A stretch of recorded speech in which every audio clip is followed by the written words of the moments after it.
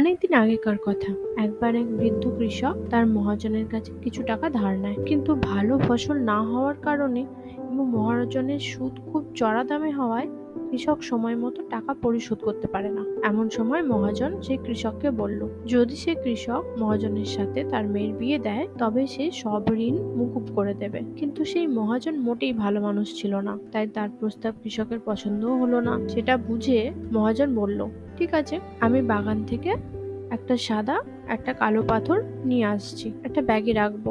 যদি আপনার মেয়ে কালো পাথর তোলে তবে সে আমায় বিয়ে করবে এবং আমি সব ঋণ ছেড়ে দেবো। আর যদি সে সাদা পাথর তোলে সেক্ষেত্রেও আমি ঋণ মুকুব করে দেব, কিন্তু আপনার মেয়েকে আমায় বিয়ে করতে হবে না। কিন্তু মেয়েটি দেখতে পেল মহাজন দুটোই কালো পাথর ব্যাগে ভরলো, কিন্তু সে বাবার বিপদের ভয়ে কিছু বলতে পারলো না। তারপর মেয়েটি যা করলো তাতে মহাজন বোকা বনে গেল।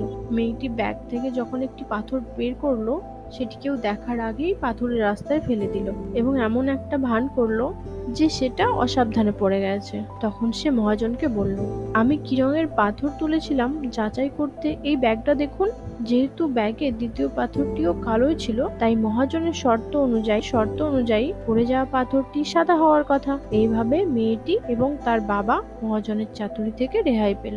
গল্পটি থেকে আমরা কি শিক্ষা পাই? সময় কঠিন পরিস্থিতি থেকে বের হওয়ার একটা উপায় থাকে, শুধু মাথা ঠান্ডা করে একটু আউট অফ দ্য বক্স চিন্তা করতে হয়।